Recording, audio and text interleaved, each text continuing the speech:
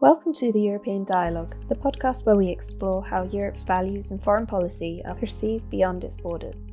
I'm Emily Jones, and today I'm joined by Rahul Desarda, Assistant Lecturer at Jindal Global Law School and Assistant Director of the Mahatma Gandhi Centre for Peace Studies.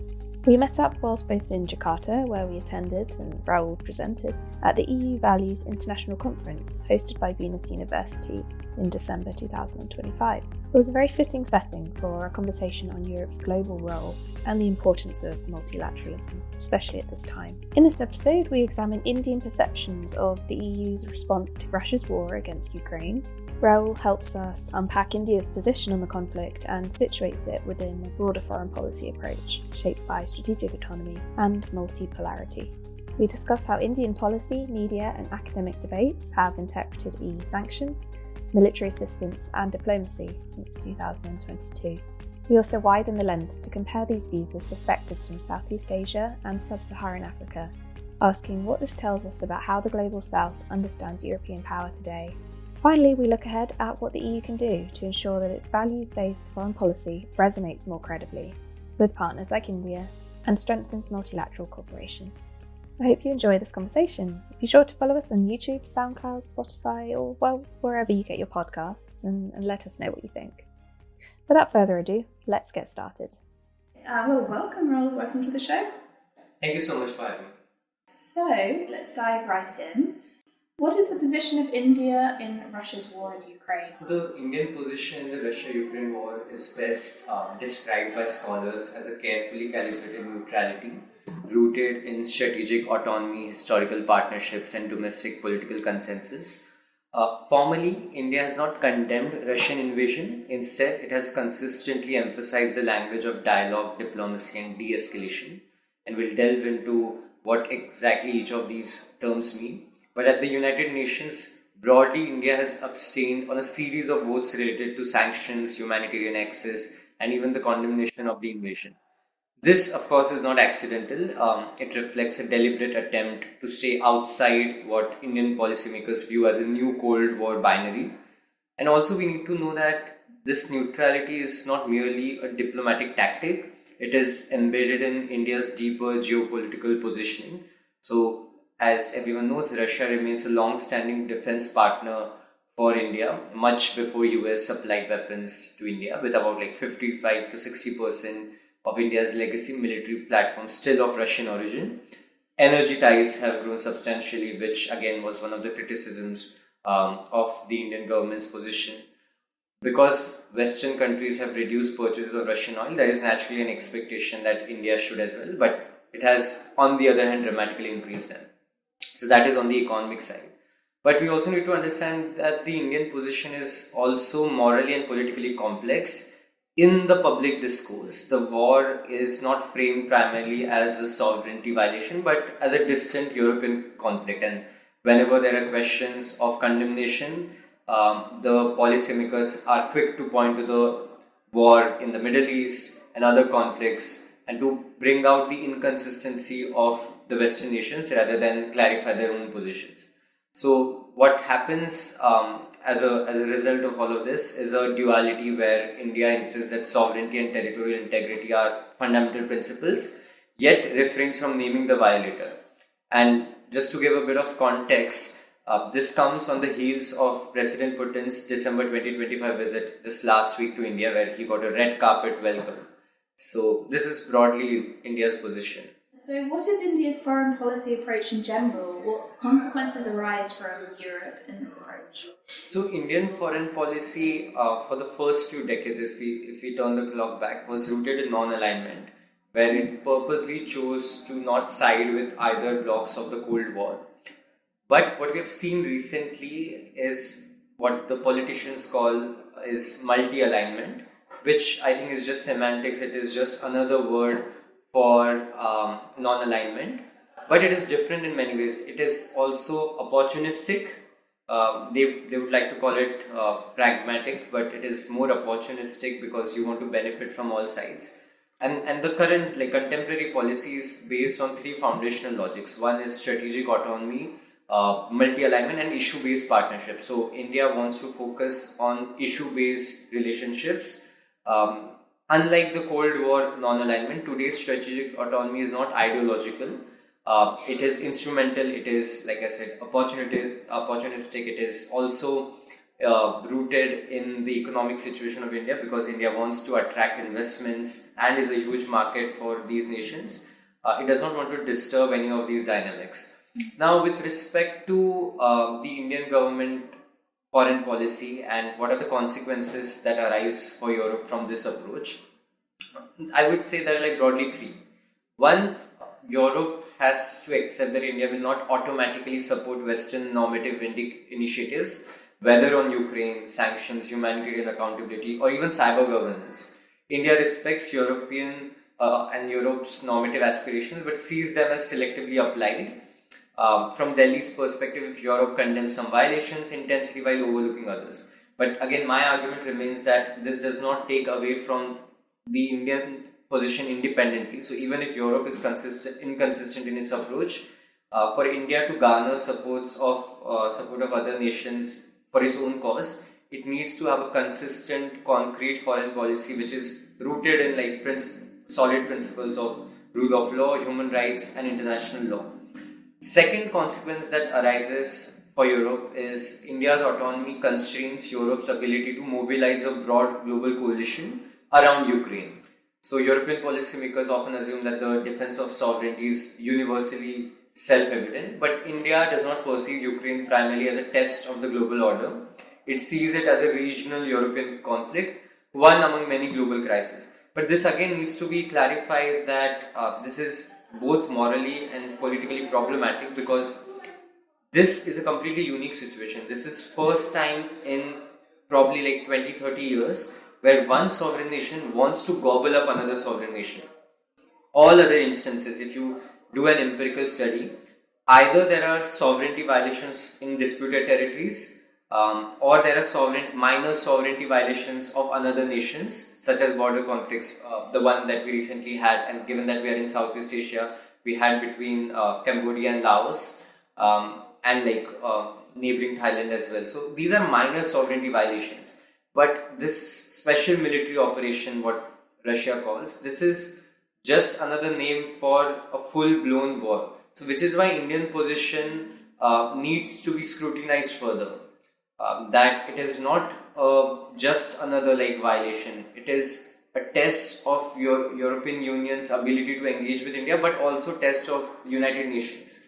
Now, the third consequence that arises for Europe is that it must adjust to a world where influence flows not through pressure or moral suasion alone, but through coalitional like intimacy. So you have joint projects, co-created frameworks, material stakes. So you can have like these bilateral and multilateral arrangements which exist with like political partnerships. India listens when Europe aligns values with concrete incentives. So for instance, market access, technology cooperation, climate finance. So again, like to ensure that it remains on the right side of things, Europe wants to like use these incentives to its advantage.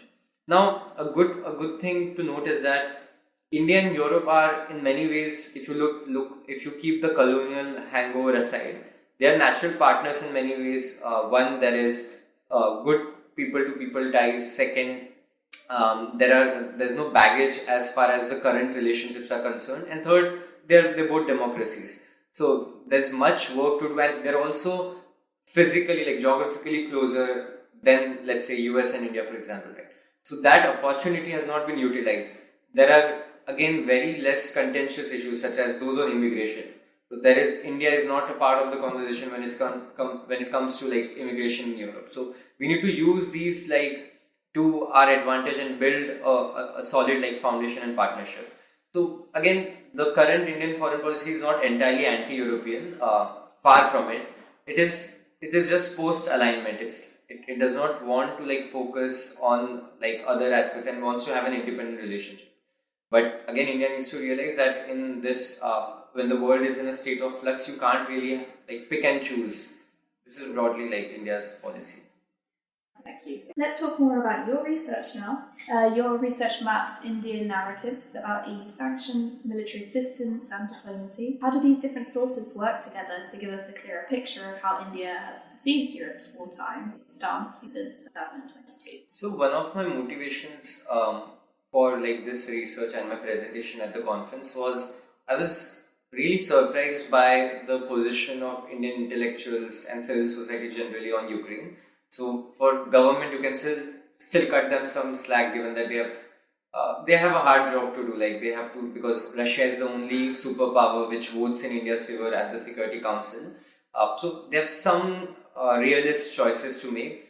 But it was surprising and also disturbing to see Indian intellectuals defend the government position. So you can still have a situation where, okay, this is the official government stance, but this is not what the public believes. But what we have seen is this line has completely blurred, and the Indian civil society and the policy establishment, they have just taken over the same position. They're like, okay, this is tactically sound. But it is not. It is clearly tactically not sound, which is why it has not worked till now. India was in a very good position to mediate in the conflict, given that it has a strong relationship with Russia and a good relationship with European Union and Ukraine. But it could not achieve anything. In fact, things have gone south ever since the war as far as Indian relationships with the Western countries are concerned. Now my research brings together three strands. One is the Indian government statements. Second is the media and the editorial discourse, and third, interviews with diplomats, business leaders, and civil society actors. So when you triangulate them, they produce a remarkably coherent picture of how India sees the EU's wartime response. Now, with respect to the government statements, they tend to be measured and restrained. Obviously, if you look at the press conferences, they praise Europe's humanitarian efforts. In fact, they have done some humanitarian efforts themselves. They have provided Europe with some necessities, supplies, and there have been several diplomatic engagements. But they have avoided obviously endorsing sanctions or military aid. India is wary of any precedent that legitimizes extraterritorial sanctions, which it sees as tools that can discipline global south economy. So it has taken a very strong position against sanctions. One thing to highlight here would be, and this sort of way forward, that India can still have a middle ground when it comes to its position on the Ukraine war. So, for instance, right now India has a political relationship with Russia, an economic relationship, and a defense partnership. It can sacrifice some of them to pacify the Western nations, and it is taking some steps toward it. For instance, if it sees political relationship as non-negotiable, it can cut back on the economic side. So, for instance, it bought cheap Russian oil ever since the war. So that could have been completely avoided, right? Just in terms of the optics. It makes good economics, yes, but in terms of optics, this is something that you can sacrifice. Now, when it comes to media, this again is in the context of post 2014, post Modi's government, how the media has shaped. So generally, the media has been very subservient. But again, this was very surprising to note that there is bipartisan support for Russia when it comes to the Indian politics. So there is no need for the media to actually rally behind the government position. That would have made perfect sense if there was no bilateral consensus. But there is bilateral consensus when it comes to having a strong relationship with Russia.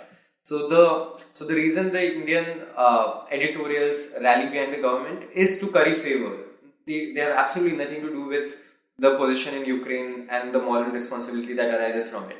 Just to give you one example on a lighter note, the Indian media outlets, when the war began, claimed that Prime Minister Modi did stop the war for one day, which was an absolutely unscientific, bizarre claim to make, completely unnecessary.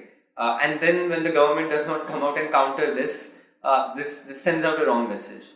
And finally, with respect to the interviews, they add, I would say, specificity, because many of these people that I've interviewed, they have been part of the Indian embassies abroad, are experts in foreign policy, and even business leaders, for example, though they might have their own interests in mind, but they understand the dynamics of two countries. So it was interesting to note that they're also acknowledging that Europe is acting consistently with its self-image, but they also describe a credibility gap.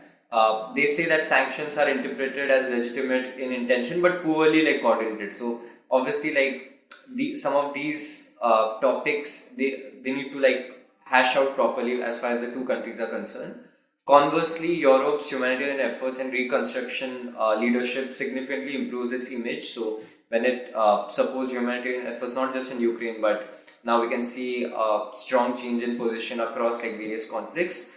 So taken together, we can say that these sources reveal a layered perception where there is respect for Europe's principles, concerns about the costs, and obviously skepticism about its consistency. Finally, I think what is also interesting to note is that when it comes to India's perception of Europe's response and Europe generally, either there's a cynical view or there's a paternalistic view. The cynical view being that Europe is acting in its own self-interest, it does not deserve any sympathy, and then there's a paternalistic view that Europe is out to save the world. Again, there has to be some middle ground between this. It really does. Your comparative reflections with Southeast Asia and Sub-Saharan Africa highlight similarities in how the Global South interprets EU sanctions and economic security policies. What does this tell us about broader global perceptions of European power? So that's an interesting question because the way you define Global South when it comes to perception and just the geopolitical situation, it is very fragmented. So you see the NATO plus countries, which means the partners of United States and the EU countries in Southeast Asia, Philippines, Japan, Taiwan, for example, right? So they have a completely different position as opposed to, let's say, India and other developing countries. Similarly, you might want to include, let's say, China in the picture, right? It does not form part of either blocks. In today's time, it's not part of the Global South. It is also not part of the Global North. So keeping that fragmentation in mind, we can still see some results coming out of our study. If you look at, for instance, across Southeast Asia and Sub-Saharan Africa, policymakers often acknowledge Europe's principled stance against aggression, but they interpret EU sanctions and economic security initiatives in three ways, I would say broadly. First, as a normatively grounded but economically asymmetric, which means sanctions are disproportionately affecting countries dependent on, let's say, imported fuel, fertilizer and food. Take the African countries, for example. In 2024, there was a delegation that was sent by Africa to Russia about the war because the shortage of supplies because of the war and because Ukraine was a strong supplier and exporter of wheat, sunflower and other essential supplies. There was obviously concern about the war itself. Again, because they do not have the kind of moral weight as other countries, they know that their position will not change anything as far as the dynamics are concerned. So their approach is mostly grounded in economics. Secondly, in terms of how these are interpreted across Southeast Asia or Sub-Saharan Africa, I would say the second interpretation would be that they are sometimes geopolitically instrumental. So when EU policies blur borders between values and economic security, such as supply chain diversification or critical mineral strategies, they are read not as purely moral but also strategic. So this does not obviously invalidate the values, but it complicates trust between the countries. And third, they are externally driven rather than co-created. Many global South governments feel that Europe rarely engages them early in decision making but expects alignment forward. So again, in order to build trust, they have to take together these countries because at the General Assembly, the numbers matter a lot, not in terms of voting but also in terms of optics. So when we saw several resolutions against the Russian invasion, there were a series of abstentions. So many of these abstentions could have been avoided. There were rarely any positive, rarely any negation. So in support of Russia, you had Belarus and few countries like that. But broadly, it was just positive for Ukraine, but also quite a few abstentions. So that abstentions could have been avoided if there was proper engagement with these countries. So EU, for example, could have moved and swiftly had a meeting with the ASEAN countries, the 10 Southeast Asian countries. Similarly, with the ECOWAS, the African bloc, or the African Union broadly. It did not have that, and in order to garner support for the Ukrainian war, it should have sent out these delegations. But what it expected rather was just automatic alignment, that okay, we'll take a position and then morally everyone will rally behind. But that has sadly been not the case. Now, the Ukraine war has also exposed the gap that we are referring to. Europe responded as a normative power facing an existential threat, but much of the global south interpreted the response through economic vulnerability, not like moral lens. What a correction to that would be that yes, of course, there was economic vulnerability when it comes to energy access, but there was actually existential, in terms of the perception among the public, there is an existential threat. So Finland, for instance, Finland and Sweden joining NATO, right? That has never happened. For those of who know about the recent history of Finland, it has remained neutral for as long as 70, 80 years. For it to join NATO was a big decision. Their argument obviously was that we share a 1500 kilometer border with Russia and there's obviously a threat. Then we saw reports in Sweden saying that the country is preparing itself for war. Similarly in Poland and other regions bordering or almost bordering Russia. So there is obviously economic vulnerability, but the existential threat argument is stronger, sure. Now to allay concerns of global south countries, what EU needs to do is have a principled foreign policy when it comes to other regions. So Middle East, Gaza, violations in South Asia, Southeast Asia, right? So if you have a principle for, and because the reason I say that is because they can afford it. Many countries like India cannot afford to have that kind of approach because of its economic situation, its dependence. But Europe largely today is independent and can have that policy if it has a long-term vision. Because let's also face it, the age of idealism is over. We are no longer in a world where leaders, politicians, or public generally wants to move towards idealistic goals. So, given that in background, this is all the more important. Yeah, there is a lot of potential. The infrastructure is there.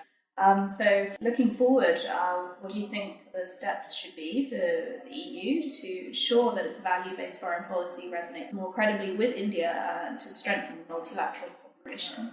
I think it's obviously not going to be easy going forward because as soon as President Trump came to power, there was actually a sense of assurance in the Indian establishment, given that Trump himself had a fluctuating position on Ukraine. So that added fuel to the Indian government's argument that see, even the United States, the strongest supplier of weapons to Ukraine, does not have a consistent position. But that aside, I would say there are multiple shifts Europe could make to achieve its foreign policy goals. One of which is obviously co-creation instead of expectation, which means you sit down and discuss on the diplomatic table as to okay, these are our goals, this is why, this is our value system behind the goals, and this is what we aim to see in the long run.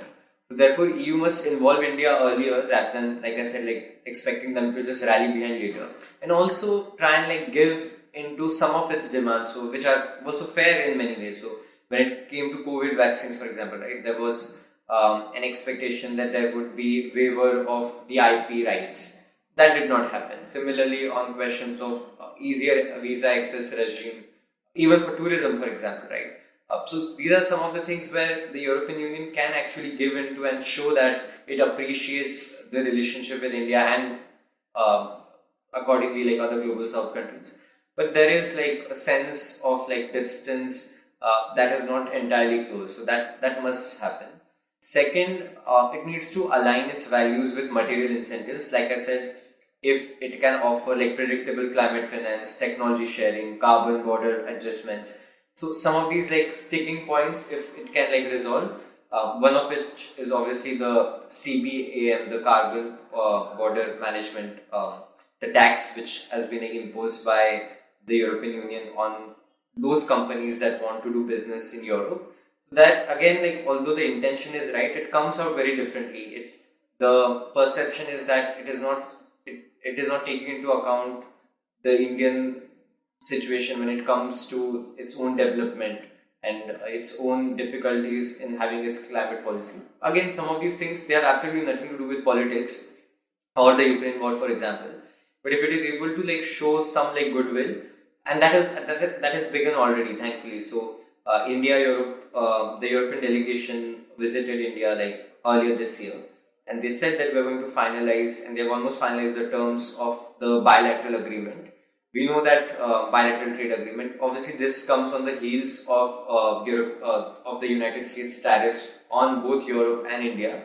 That is obviously the pretext. But even that, regardless of the pretext, we can now use this as an opportunity to have a better partnership moving forward. Finally, with respect to the way forward, we need to acknowledge that the present situation will send out a very bad precedent for other countries. So, for instance, China, it has been quiet till now, but if it wants to invade or have an incursion into Taiwan, this is a very good precedent for them. In fact, they have a better case than Russia with respect to Ukraine. So, for us to, as believers in democracy and human rights, for us to avoid this situation, we need to ensure that the precedent is set right, and this is obviously one of the goals of the EU Values Project, is to have goodwill between the European countries and other countries which are not often part of the foreign policy discussions. And as far as the EU Values mission is concerned, we need to acknowledge that to build a multilateral order which is grounded in principles of rule of law and human rights, there has to be a sense of shared responsibility and not simple moral authority, which is exactly what the EU Values Project and my presentation aimed at, to show that there is a way forward which can take into account different interests. So, thank you very, very much. It was really thank you very much, wonderful Emily, for having it. Thank you very much. Fantastic, thank you. And listeners, tell us what you think. You can find all the information mentioned in today's episode in the podcast description, and we want to hear from you. So leave us a comment. You can find us on SoundCloud, YouTube, Spotify, and across our social media as well. We would really value your feedback. Thank you very much for listening.